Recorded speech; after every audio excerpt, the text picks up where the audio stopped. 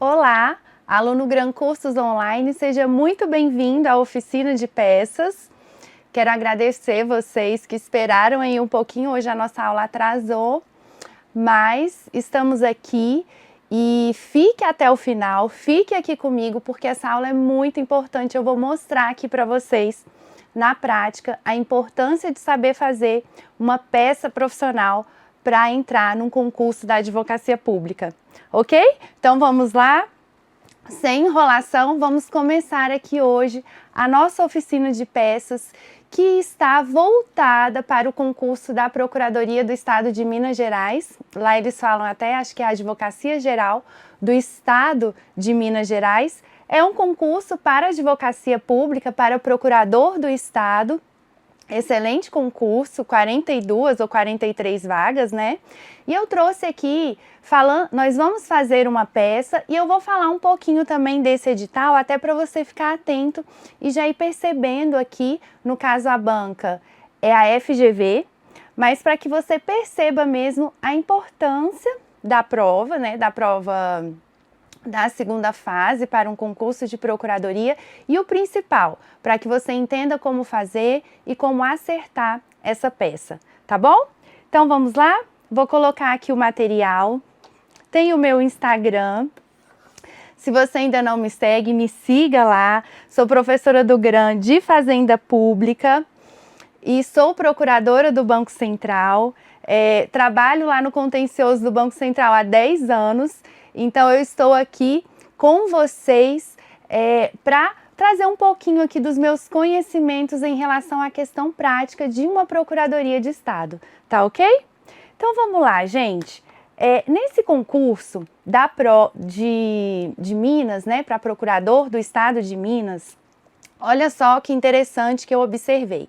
Primeiro, a FGV não tem assim um banco de provas de segunda fase para procuradorias, né? Eu pesquisei para trazer aqui para vocês e realmente encontrei uma prova assim de 2015 da Procuradoria da cidade de Niterói, no Rio de Janeiro, do município de Niterói, no Rio, e não tinha ali ainda uma cobrança de uma prova prático-profissional.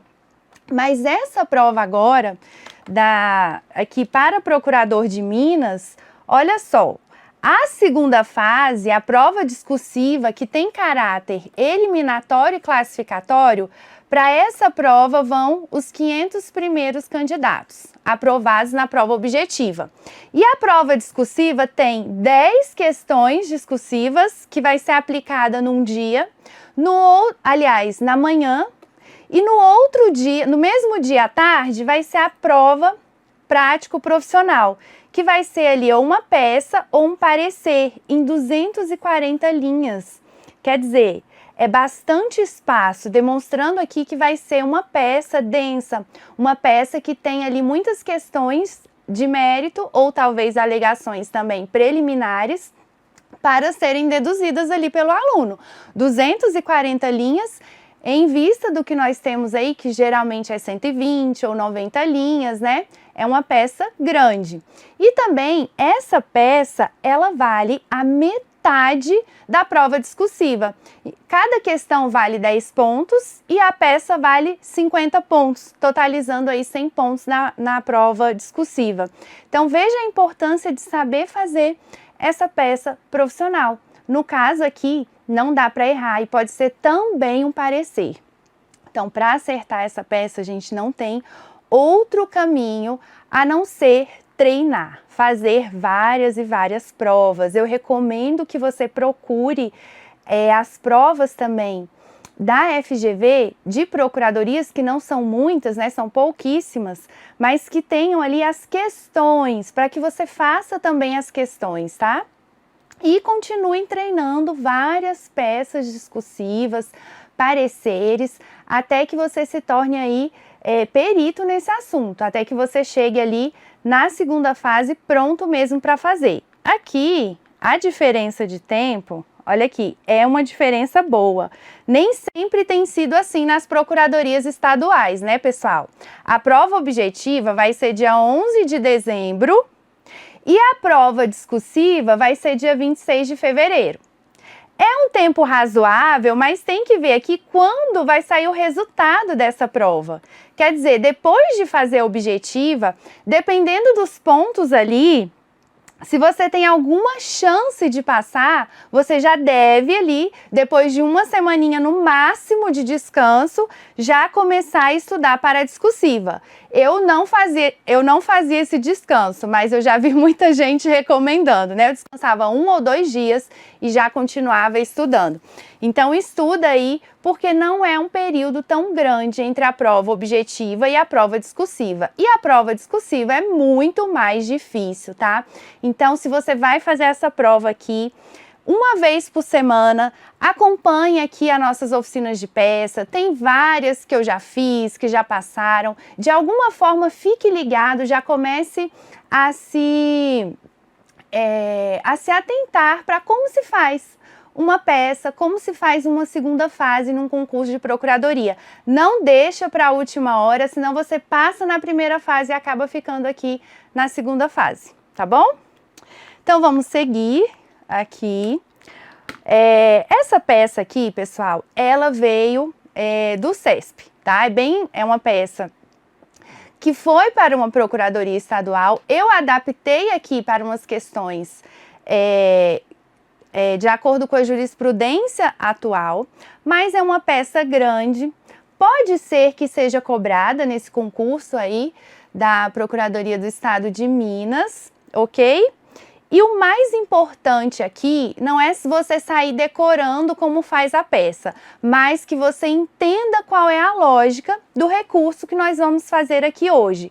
Quando eu vou fazendo o recurso, eu sempre passo ali por assuntos tangenciais, questões que são relativas a esse recurso, que a jurisprudência já decidiu, questões atuais, porque aí nós já fazemos uma revisãozinha aqui em relação a esse caso, tá? Seguindo aqui, vamos lá. João e outras 5 pessoas impetraram em 1/7 de 2008 mandado de segurança, apontando como autoridade coatora o secretário de Segurança Pública do Estado de Minas Gerais, sob a alegação de que, no concurso público para o cargo de perito criminal da Polícia Civil nível superior, do qual participaram, obtiveram aprovação nas provas objetiva e subjetiva, entretanto, foram reprovados no teste físico, especificamente na prova de barra, conforme edital com a publicação do resultado, publicado em 10/5 de 2007. Viram aqui, e eu sempre falo isso para vocês, que quando eu tenho datas no enunciado de uma prova discursiva, eu devo olhar aqui já para uma possível alegação de prescrição ou decadência. No caso do mandado de segurança, nós temos um prazo decadencial de 120 dias para que ele seja impetrado. Então, se você está lendo ali no enunciado e há uma remissão a datas, você já fica ligado que pode ter essa alegação na sua defesa, tá? Seguindo. Na ação, os impetrantes argumentaram que, apesar de previsto na lei que criou o cargo e no edital de abertura do concurso, o caráter eliminatório do teste físico seria inconstitucional. Então, qual é a alegação deles no mandado de segurança? Que o caráter eliminatório do teste físico é inconstitucional, pois atentaria contra o princípio da finalidade pública, sob o argumento de que não poderia ser exigido dos candidatos ao cargo de perito plena condição física. Princípio da finalidade tem a ver com o quê? O ato administrativo tem que ter uma finalidade pública. Então, segundo eles, esse teste físico não tem relação com o candidato a perito, ao cargo de perito, tá? porque avaliada por meio de teste de esforço que não corresponderiam à especificidade da função desempenhada nesse cargo. Foi requerida a concessão de medida liminar para garantir a permanência dos impetrantes no certame, ficando esclarecido o fato de que o curso de formação teria início nos próximos dias. O juiz concedeu a liminar. Seguindo aqui, gente, considerando essa situação hipotética, a decisão proferida pelo juiz, redija, na condição de procurador do Estado, a medida judicial que entender cabível, com fundamentação na matéria de direito material e processual pertinente, apresentando todos os requisitos legais que a peça exigir. Olha aqui como o examinador colocou, tá? Exatamente assim. Eu até prefiro do que eu mesma elaborar algumas peças, eu já fiz isso em algumas aulas, mas eu prefiro trazer do banco de provas, porque eu quero colocar para vocês o que o examinador está pedindo, tá? Então aqui o examinador deu uma ênfase nos requisitos legais da peça, tá? Então vamos seguir. Qual o recurso cabível aqui, pessoal? Eu estou aqui sem ver vocês falando, mas qual é o recurso cabível? Coloca aí. Qual é o recurso cabível no caso? Gente, muito simples aqui, indo para a lei aqui do mandado de segurança, tá? Vamos relembrar. O artigo 7º, parágrafo 1º, diz o quê? Que da decisão do juiz de primeiro grau que concede ou denega liminar, cabe agravo de instrumento, ok? Vamos aqui para a lei do mandado de segurança. Lá no CPC, nós temos também um rol de cabimento do agravo. Inclusive, é bom lembrar o que o STJ falou daquele rol. Ele é o quê? É um rol de taxatividade mitigada, ou seja, ele nem é taxativo e nem exemplificativo. O que o STJ disse? Foi uma coisa meio, mas foi um tema repetitivo. O rol do agravo de instrumento, do cabimento do agravo de instrumento lá no CPC, ele é um rol que é taxativo, ele tem essa taxatividade mitigada, ele cabe naquelas hipóteses que estão lá no CPC e também nos casos em que a interposição de apelação, ela vai se revelar ineficiente, depois que esse argumento já for lá para o final ali da primeira instância. Então, por isso a STJ entende que aquele rol do agravo de instrumento do CPC é de taxatividade mitigada. Mas o agravo de instrumento que nós vamos fazer aqui, ele está fundamentado na própria lei do mandado de segurança, tá? E seguindo, pessoal, se você vê lá na sua prova que o caso envolve o mandado de segurança, lembre-se de ir para a lei do mandado de segurança, tá? É óbvio, mas tem que ser dito. Lembre-se de ir para esta lei. E aí, quando nós falamos na lei do mandado de segurança, tenho que lembrar aqui vocês da decisão do Supremo que fez o quê? Entendeu como inconstitucional a vedação de concessões de liminares para a fazenda pública. Olha aqui, vocês lembram desse artigo? Ele ainda está lá na lei. Havia aqui na lei do mandado de segurança uma proibição da concessão de medidas liminares, em alguns casos aqui, contra a fazenda pública, tá? Esse dispositivo, ele até repetia algumas disposições de leis anteriores, mas dizendo que não haveria essa concessão de liminar, se tivesse por objeto a concessão de créditos tributários, concessão de aumento ou extensão de vantagens a servidores públicos. Em relação a esse artigo, o que o STF falou na ADI 4296, que a vedação da concessão de liminares contra o poder público na via do mandado de segurança estabelece um tratamento incompatível com o Estado democrático de direito. Então, viola o princípio da isonomia. Então, o STF considerou o quê? Inconstitucional, tá? Essa vedação. Lembre-se disso, pode cair na sua prova, né? Como eu falei, estamos aqui para fazer uma peça, mas eu não vou deixar de revisar toda a matéria que for tratada, tá? esse entendimento da ADI 4296, ele vale apenas para o mandado de segurança, tá? Se você se atentar aqui à ementa da ADI 4296, você vai ver que o fundamento para declarar a inconstitucionalidade da vedação de concessão de liminares contra a fazenda pública está relacionada à natureza do mandado de segurança. Porque aqui o Supremo disse que a própria cautelaridade do mandado de segurança está ligada à proteção do direito líquido e certo. E por causa disso, dessa natureza do mandado de segurança, não é possível a edição de lei ou ato normativo que vede a concessão de medida liminar na via mandamental, ok?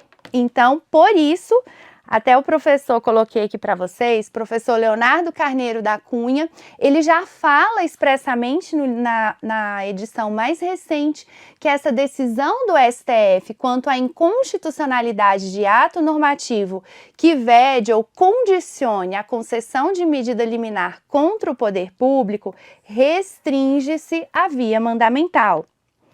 E aí, o que isso quer dizer também na prática, gente? Se você estiver fazendo uma prova e tem ali um mandado de segurança e uma liminar, você sabe que não há vedação, tá?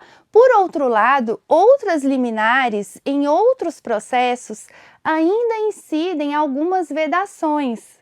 Eu coloquei aqui, mas não vai dar tempo, não é o objeto da nossa aula hoje. Eu tenho essa aula, né? Essa aula aqui sobre tutela provisória contra a fazenda pública, mas ainda existem vedações de provimentos de urgência contra a fazenda pública em casos específicos, em especial na Lei 8437 de 92, tá? Então fique ligado porque ainda existe. Outro ponto que eu quero revisar com vocês é, aqui no mandado de segurança, o juiz poderia exigir uma caução para conceder a liminar?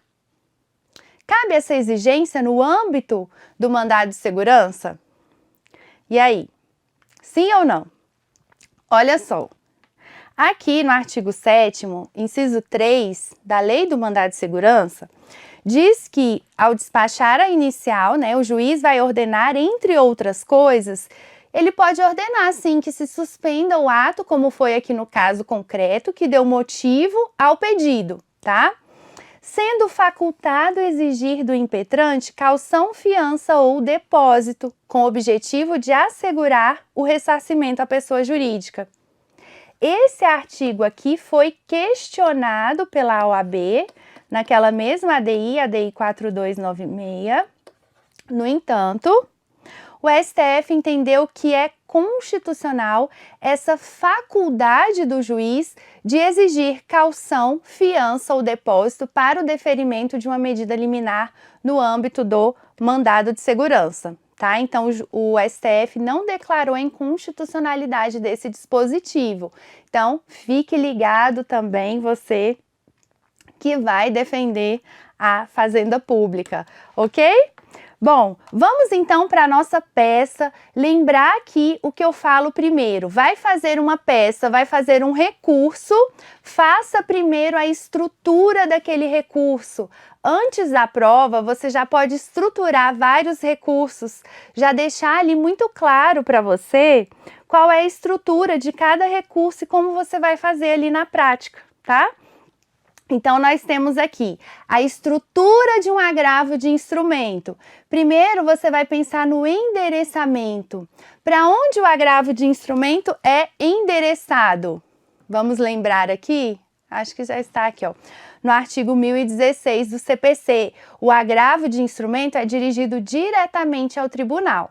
No caso aqui, nós teremos uma folha em que ele será dirigido ao presidente, ok? Do tribunal, presidente do tribunal, tá? E a segunda folha em que ele é dirigido diretamente aos membros do tribunal, daquela turma, né? Qualificação, colocar os fatos, não houve a dispensa dos fatos aqui, E é interessante que, como nesse edital da PGE-MG, Advocacia Geral de Minas Gerais, a peça é muito grande, 240 linhas, dá para fazer assim de forma mais tranquila, provavelmente eles não vão dispensar os fatos, tá? E aí temos as razões do pedido de reforma da decisão, que é justamente o mérito do mandado de segurança. Tem que se falar, aliás, o mérito do agravo de instrumento, desculpa, gente. Tem que se falar também, aqui já um quinto ponto, num agravo de instrumento, você vai pedir para que seja concedido efeito suspensivo ao recurso, tá? Muito importante isso aqui, pode tirar ponto se você não pedir isso no agravo de instrumento. Vai lá o pedido do recurso, né? Para cassar aqui a liminar ou a reforma da decisão, local, data e assinatura no sentido de colocar ali procurador do estado, né? Mas jamais assinar com a sua assinatura. Bom, a petição do agravo de instrumento, há aqui no CPC a indicação de peças obrigatórias, tá? Além da faculdade do agravante juntar peças que entender úteis. Como essa prova que eu falei para vocês aqui, ela é uma prova mais antiga, mas é uma prova, né, de procuradoria estadual, ela não falou aqui que o processo é ou não eletrônico, tá? Provas mais recentes provavelmente vão dar esse dado. Por quê? Aqui no artigo 1017, parágrafo 5º, o CPC, ele dispõe que se os autos forem eletrônicos, dispensam-se as peças referidas aqui no inciso 1 e 2, tá? É importante você saber e você lembrar isso aqui, ver se o processo é eletrônico, se você estiver fazendo um agravo de instrumento, porque isso vai mudar algumas referências. Vou mostrar aqui para vocês. Bom, temos aqui já a primeira parte do nosso esquema ali, do agravo de instrumento, tá? Vou voltar aqui, ó. Vamos para o endereçamento e qualificação. Então, aqui no endereçamento e qualificação, você vai endereçar o agravo de instrumento para o presidente do Tribunal de Justiça do Estado de Minas, que é o caso aqui adaptado.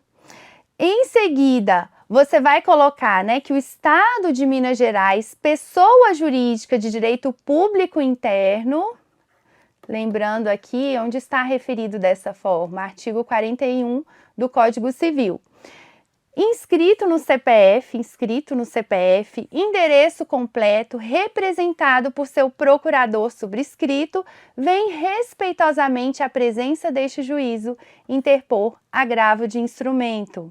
E aí você coloca em face de quê? Da decisão interlocutória que deferiu a antecipação dos efeitos da tutela formulada pela parte agravada, para garantir a permanência dos impetrantes no certame, pelas razões de fato e de direito a seguir expostas. Gente, isso aqui é um exemplo, tá? Você pega como um exemplo e pode adaptar as suas palavras. Agora, não deixe de referir a natureza aqui jurídica do ente, tá? Pessoa jurídica, direito público interno, colocar que tem que você demonstrar que sabe fazer uma qualificação. Como não tem ali especificação do CNPJ, do endereço, você vai colocar inscrita no CNPJ e vai colocar endereço completo, demonstrando que você sabe que tem que qualificar o recorrente. E nisso aqui você já ganha o ponto cheio, tá? Nomeando aqui também a peça. Em seguida, aqui no agravo de instrumento, você vai colocar em atenção ao disposto no artigo 1016, inciso 4, que no agravo é necessário colocar os dados do representante judicial do autor, tá? O advogado e o endereço. Algumas peças, né, eu já vi provas de agravo de instrumento, eles até colocam o nome do advogado da parte contrária e o endereço, para que o candidato saiba usar aqueles dados aqui na prova. Se na sua prova cai um agravo de instrumento, mas não fala o endereço, nem o nome do advogado contra o qual você está recorrendo, você vai colocar aqui advogado endereço, demonstrando que você sabe quais são os requisitos dessa peça. Aqui eu coloquei, se lá se referisse que o processo principal é eletrônico, então você ia dizer, considerando que os autos do processo são eletrônicos, com amparo no parágrafo 5º do artigo 1017, deixe a parte agravante de apresentar os documentos indicados. Ante o exposto, atendidas as formalidades, requer o agravante que o recurso seja distribuído, recebido e provido nos termos das razões anexas. Local, data e assina como procurador do Estado de Minas Gerais. O outro caso é que se a prova não diz que o processo é eletrônico, você vai dizer que se incluem no agravo, tá? Aqui seria o início e logo em seguida aqui o parágrafo 2º. Você vai dizer que tem as peças que estão lá no artigo 1017 do CPC. E você vai consultar e vai colocar aqui tudinho, demonstrando que você sabe que tem essas peças, tá? Em seguida, você vai fazer como aqui no outro caso, né? Você vai fechar essa capa, né? Essa primeira página aqui do recurso e vai requerer que seja conhecido o agravo, depois de concedido o efeito suspensivo, pede o provimento nos termos do artigo 1019, parágrafo 1º, bem como nos termos do 1007, parágrafo 1º. Esse artigo aqui fala da isenção da fazenda pública para o pagamento do porte de remessa e retorno. É algo tão antigo, gente, hoje, porque os processos são eletrônicos. Mas vai que na sua prova você tem que falar sobre isso, não tem menção ao fato do processo ser eletrônico. E aí você vai dizer que a fazenda pública está liberada desse porte de remessa e retorno, tá? Aí vem aqui, local, data e assina. Então, vamos seguir aqui para a próxima página do nosso recurso. Dirigida ao Tribunal de Justiça do Estado de Minas Gerais, você pode colocar só desembargador relator, ou desembargador relator e demais julgadores, enfim, isso também é uma questão de estilo do aluno. O que interessa é você dirigir ao local correto, que é o Tribunal de Justiça do Estado de Minas Gerais, seguindo aqui as razões recursais. Nós temos aqui os fatos. É comum algumas bancas dispensarem os fatos. O CESP, o SEBRASP atualmente, eles dispensam, né? Eu já vi muitas contestações em que o CESP dispensou os fatos. Como a sua prova aqui, se for o caso, né, da Advocacia Geral de Minas, se eles derem espaço lá, você vai colocar os fatos. E aqui eu vou fazer uma observação, tá? Aqui nos fatos, vou deixar para você ir lendo, você vai sempre utilizar os fatos de forma o quê? Tendenciosa. Como assim tendenciosa? De forma a demonstrar já ali algum erro, algum procedimento, né, um proceder errado aqui de quem está pedindo contra a fazenda pública. Então, no caso aqui, olha só como eu coloquei. Eu coloquei que a Secretaria de Segurança Pública abriu concurso para preenchimento do cargo de perito da Polícia Civil. Com base na lei criadora do referido cargo, o edital de abertura previu o caráter eliminatório do teste físico. Por que eu coloquei isso aqui, gente? Porque eu já sei que... Olha aqui. Porque eu já sei que lá no enunciado falava que foi com base na lei criadora, né? Que se foi feito esse teste físico, esse caráter eliminatório. E conforme a jurisprudência do STJ, esse caráter eliminatório do teste físico só é legítimo se estiver previsto na lei que regulamenta aquele concurso ou aquele cargo, tá? Então, você já enfatiza que foi feito assim conforme a lei. Você já coloca aqui nos fatos, os fatos de uma forma tendenciosa a beneficiar quem você está defendendo.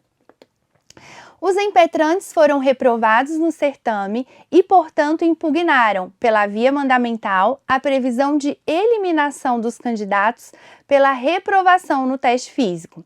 Aduzem, em síntese, a inconstitucionalidade da exigência, visto que atentaria contra o princípio da finalidade pública. Eu também coloquei aqui que os impetrantes foram reprovados, tá? E eles estão só indignados e entrando com mandado de segurança, tá? Aqui você vai defender a fazenda pública, ok?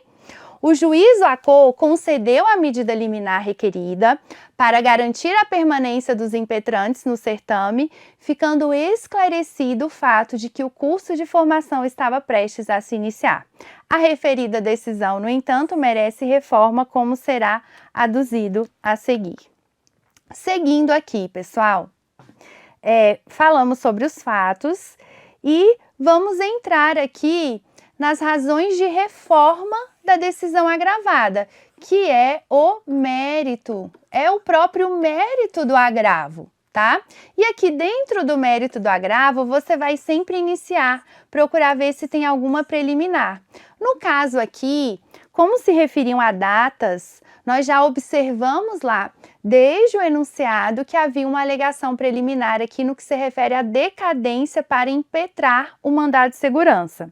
Então, como é que a gente coloca isso aqui na prática? Primeiro, você fala ali da regra, tá? Que o direito de requerer a ordem mandamental via mandado de segurança decai depois de decorridos 120 dias da ciência do ato reputado ilegal pelo impetrante, conforme determina a lei, certo?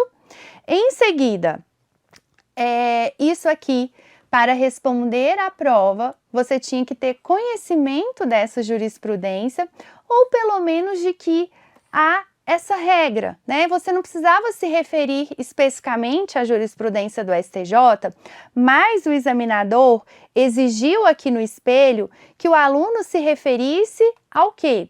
O prazo decadencial para a impetração do mandado de segurança em que se impugna a regra prevista no edital de concurso conta-se a partir do momento em que o candidato toma ciência do ato administrativo, que, fundado em regra editalícia, determina sua eliminação do certame.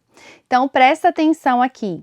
O prazo do mandado de segurança não é da data em que o edital é publicado, tá, gente?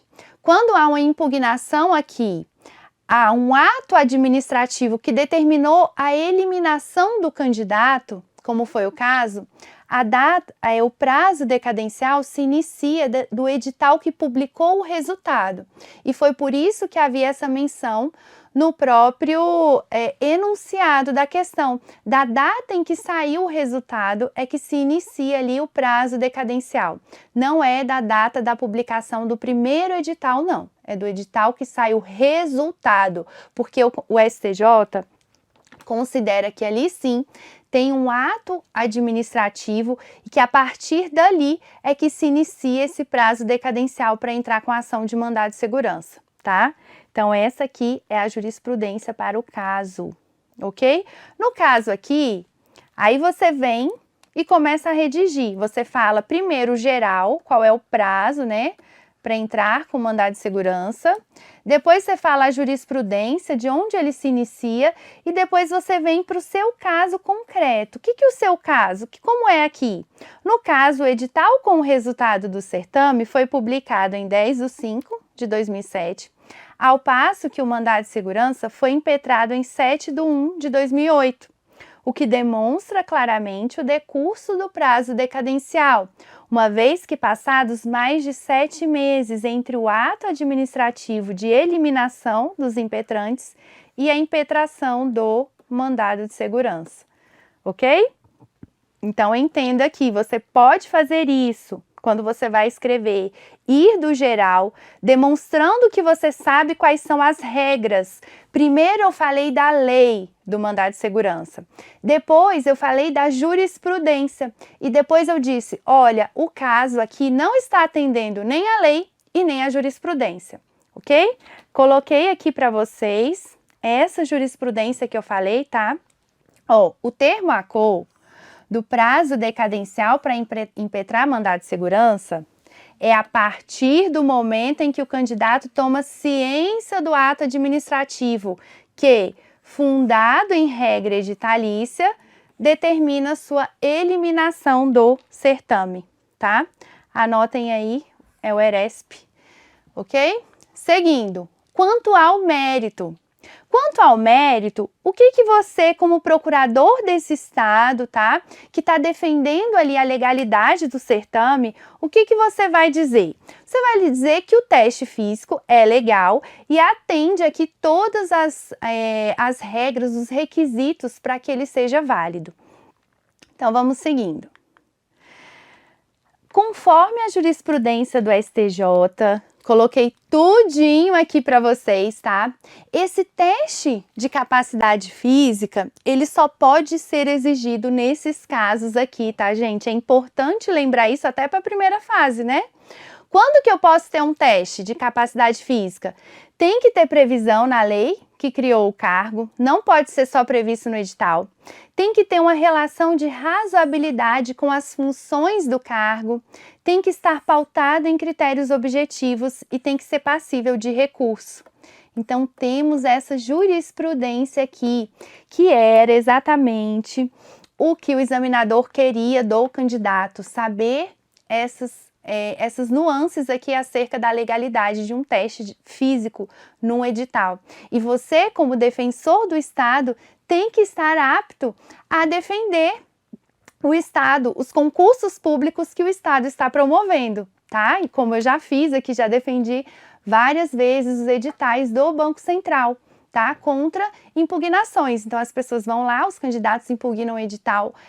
Administrativamente, eu nunca fiz, eu sempre estive no contencioso.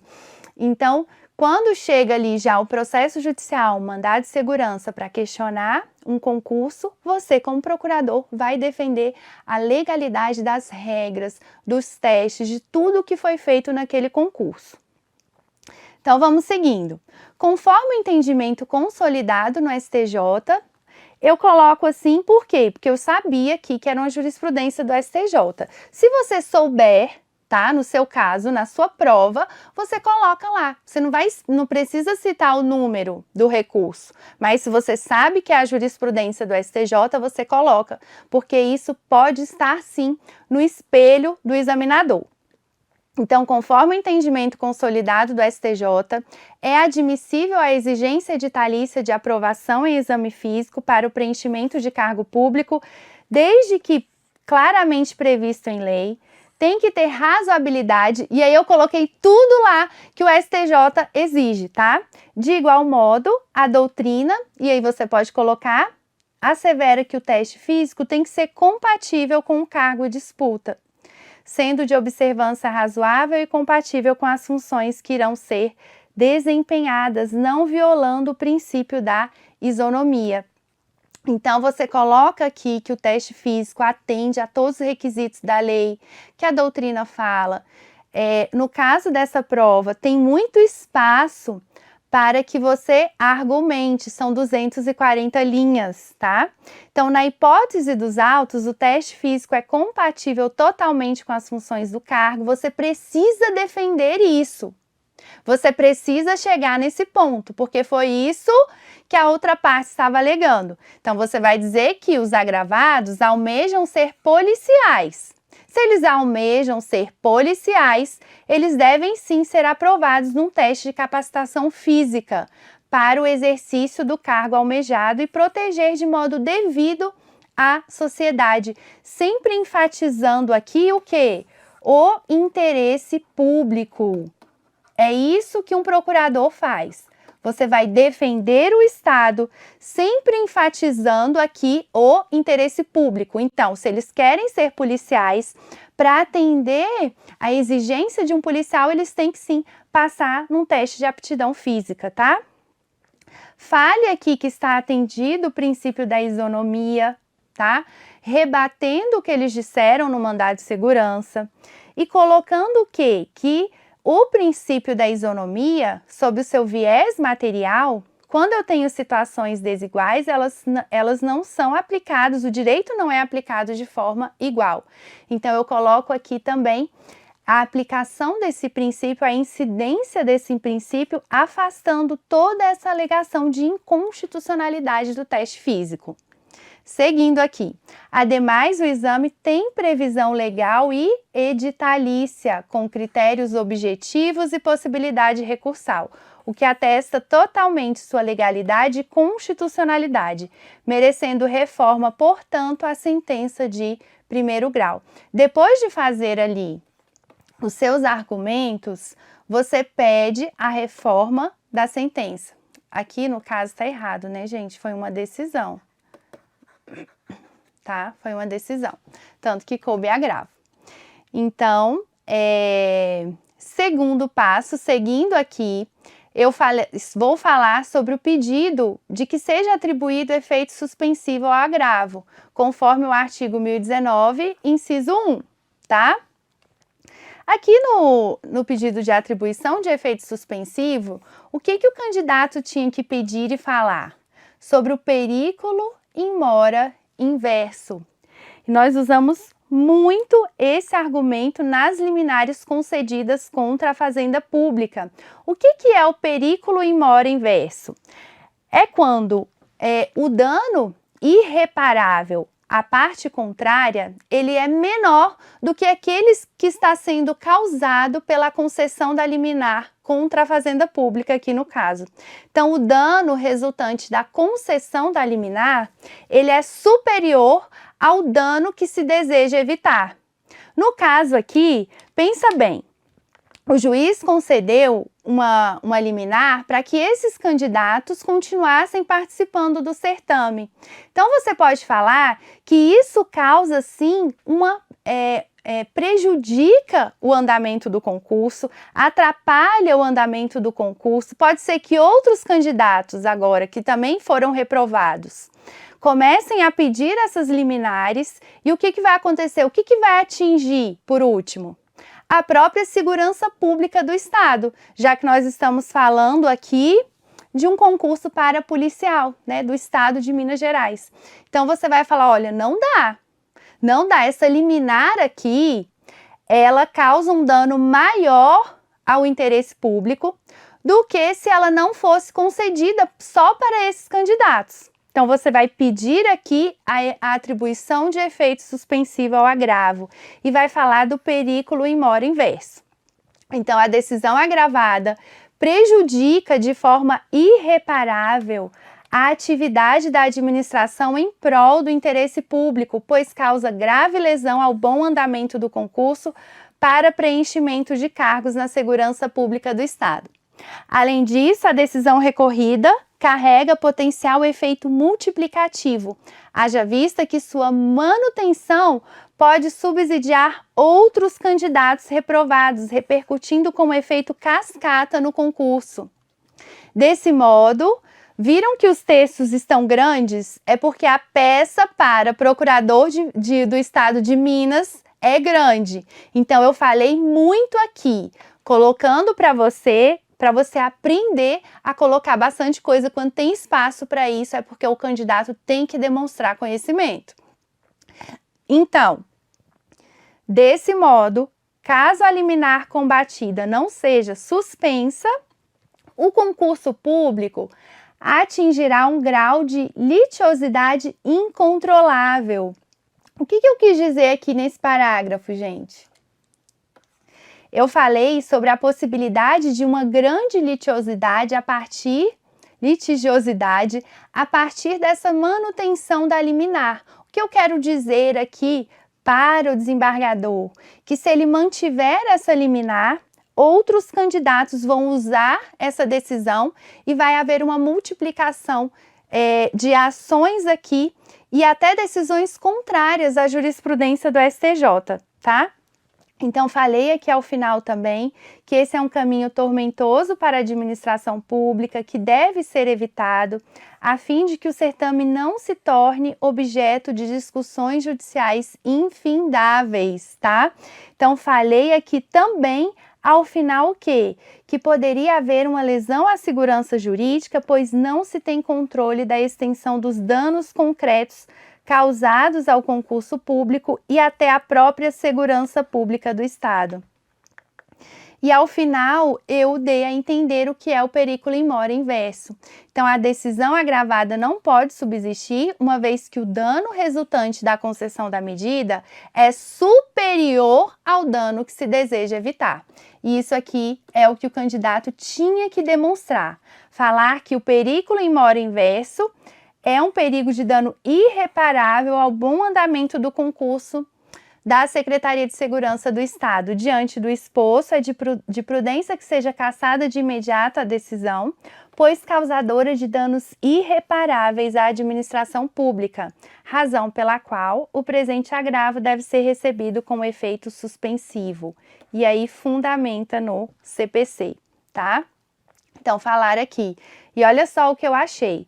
Um precedente da primeira sessão aqui de 2022, tá? Falando justamente sobre o perigo reverso, tá? Periculo in mora reverso, quando a decisão judicial determina nomeação e posse de impetrantes. Não foi o caso aqui, né, gente? O caso aqui, o juiz deu a liminar para eles continuarem participando. Mas fiquem atentos a esse precedente, porque também pode ser usado aqui, como ele é bem recente, e é da primeira sessão do STJ, pode ser usado numa prova, tá? Enfim, os pedidos finais, você como agravante vai pedir o conhecimento do recurso, nos termos dos artigos 1015 e seguintes do CPC, pede ali o efeito suspensivo pleiteado para que seja suspensa os efeitos da decisão recorrida, bem como dar provimento para reformar a decisão de primeiro grau e excluir do certame os agravados. O pedido aqui, lembrando, está sempre no espelho do examinador, tem que fazer o pedido. Pede a intimação da parte agravada para responder, ok? Nos termos do artigo 1019, inciso 2 do CPC. Esses dois pontos aqui são fundamentais para que você atinja a pontuação máxima do quesito pedidos finais. Enfim, pode pedir a intimação do Ministério Público, porque está lá essa previsão no 1019, inciso 3 do CPC, local, data, Procurador do Estado de Minas Gerais. Bom, gente, eu acredito que hoje a aula foi bem produtiva por causa da possibilidade de revisar vários assuntos e jurisprudências recentes, tá? Se você perdeu algum precedente, volta aqui na aula, anota o precedente, vai lá já até agora, já olha essa jurisprudência para que fique gravada e você não esqueça mais, tá bom? Até mais e bons estudos!